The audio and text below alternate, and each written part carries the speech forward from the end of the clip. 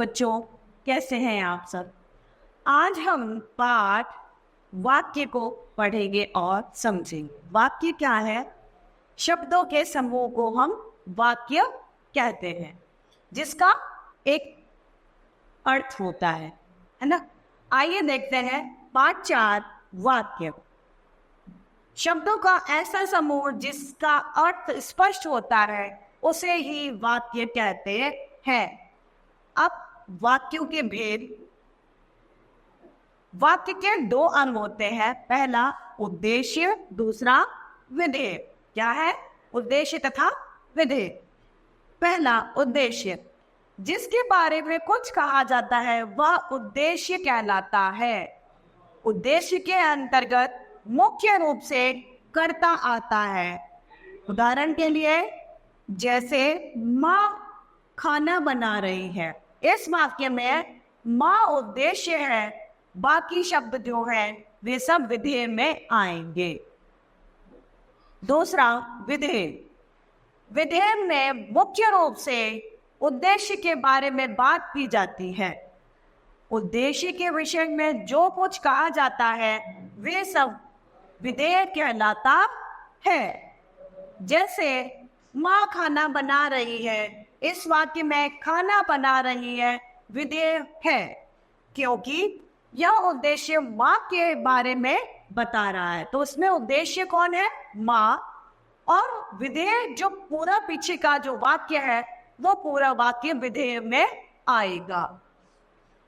इस वाक्य में खाना बना रही है विधेय है, क्योंकि वह उद्देश्य माँ के बारे में बता रही है। वाक्य में उद्देश्य की पहचान करनी है तो कौन और किसके लगाकर प्रश्न करते हैं। जो उत्तर मिलेगा वह वाक्य का उद्देश्य होगा।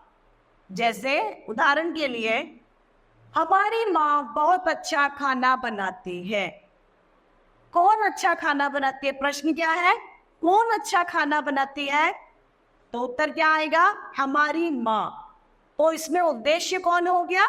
हमारी माँ। पीछे का जो वाक्य बचा वह सब विधेय में आएगा। दूसरा, रमा ने आज स्कूल में पुरस्कार जीता।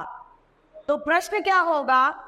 किसने स्कूल में आज पुरस्कार जीता? उत्तर आएगा रमा ने। तो उद्देश्य कौन हो गया? रमा। वाक्य में कभी कभी उद्देश्य अकेले आते हैं तो कभी कभी उद्देश्य के साथ उनकी विशेषता बताने वाले शब्द भी आते हैं। उदाहरण के लिए, श्री कृष्ण के प्रिय अर्जुन ने जयद्रथ को मारा। श्री कृष्ण के प्रिय अर्जुन ने विशेषता के साथ उद्देश्य। नीचे कुछ वाक्य दिए गए हैं जिनके उद्देश्य और विधेय को अलग अलग करके दिखाया गया है। पहला वाक्य, रमेश टीवी देख रहा है। उद्देश्य कौन हो गया? रमेश। टीवी देख रहा है विधेय। दूसरा, श्रद्धा स्कूल जा रही है। तो श्रद्धा हो गया उद्देश्य, स्कूल जा रही हो गया विधेय। मंत्री जी कब भाषण देंगे? तो मंत्री जी हो गए उद्देश्य, कल भाषण देंगे हो गया विधेय। देशभक्तों ने भारत को आजाद कराया। देशभक्तों ने हो गया उद्देश्य और भारत ने आजाद कराया हो गया विधेय।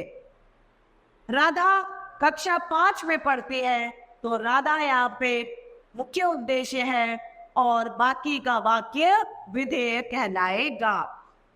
वाक्य के भेद। वाक्य के कितने भेद होते हैं? वाक्य के 2 भेद होते हैं। पहला रचना के आधार पर, दूसरा अर्थ के आधार पर। रचना के आधार पर वाक्य के 3 प्रकार होते हैं, सरल वाक्य, संयुक्त वाक्य तथा मिश्र वाक्य। सरल वाक्य, जिस वाक्य में एक उद्देश्य और एक ही विधेय है वह सरल वाक्य कहलाता है, जिसमें एक ही उद्देश्य होता है और एक ही विधेय होता है। सरल वाक्य अपने नाम की तरह ही सरल अर्थात आसान होता है। जैसे लता के पास एक कार है, तो लता इसमें उद्देश्य हो गई, एक ही उद्देश्य है और एक कार्य है, तो एक ही विधेय है। दोनों उद्देश्य और विधेय दोनों एक एक है, तो यह सरल वाक्य का उदाहरण है। दूसरा, संयुक्त वाक्य। संयुक्त का अर्थ होता है जुड़ा हुआ। ऐसे वाक्य जो योजक चिन्हों की मदद से दो वाक्य को आपस में जोड़कर बने हो, वे संयुक्त वाक्य कहलाते हैं। उदाहरण के लिए, हमने रवि को बुलाया था, किंतु क्या आ गया बीच में? किंतु वह नहीं आया। ये वाक्य तो पूरा एक है, लेकिन इसमें जोड़ा योजक शब्द है किंतु। रवि हमारे बुलाने पर नहीं आया। रवि हमारे बुलाने को, हमने रवि को बुलाया था, ये एक वाक्य। और दूसरा वाक्य, वह नहीं आया, ग है मिश्र वाक्य। मिश्र का अर्थ है मिला जुला, मतलब आपस में मिला हुआ। जिस वाक्य में एक प्रधान वाक्य हो और एक या एक से अधिक आश्रित या आश्रित उपवाक्य हो, उन्हें मिश्र वाक्य कहते हैं। जैसे, मैं जानता हूं कि तुम चोर नहीं हो। प्रधान वाक्य क्या है? मैं जानता हूं। और आश्रित वाक्य क्या है? उपवाक्य, तुम चोर नहीं हो। दूसरा, अर्थ के आधार पर। अर्थ के आधार पर वाक्य 8 प्रकार के होते हैं। क, विधानवाचक। विधानवाचक वाक्य में सामान्य कथन होता है। इन वाक्यों में वस्तु और स्थिति के बारे में साधारण जानकारी मिलती है। उदाहरण के लिए, कुत्ता एक वफादार जानवर होता है। सूरज पूर्व दिशा में उगता है। ख, निषेधवाचक वाक्य। इन वाक्य में किसी काम के नहीं करने का पता चलता है। जैसे कि, वह सच नहीं बोलता। दूसरा, उसने किताब नहीं चुराई। ग, प्रश्नवाचक वाक्य। जिन वाक्यों में प्रश्न की सूचना मिलती है, प्रश्नवाचक कहलाते हैं। पहला, बच्चा क्यों रो रहा है? कबीर कहाँ गया है? ग, अज्ञात आज्ञावाचक शब्द। इन वाक्यों में किसी को आज्ञा या आदेश दिया जाता है। उदाहरण के लिए, धूप में मत खेलो। दूसरा, शांत होकर पढ़ो। ये आज्ञावाचक शब्द है। ड, संदेहवाचक शब्द। इन वाक्यों में किसी संभावना या संदेह का बोध होता है। जैसे, लगता है वह फेल हो गया। दूसरा, शायद वह आज आगरा जाएगा। च, इच्छावाचक वाक्य। इन वाक्यों में वक्ता की शुभकामना, इच्छा, आशीर्वाद का बोध होता है। जैसे, सदैव खुश रहो। दूसरा, आपको दिवाली की शुभकामनाएं। छ, संकेतवाचक वाक्य। इन वाक्यों में एक क्रिया दूसरी पर आधारित होती है। जैसे, वह पढ़ता तो पास हो जाता। तो आश्रित कैसे हो गई? अगर वो पढ़ता तभी तो पास होता, वो पढ़ा नहीं तो वह फेल हो गया। दूसरा,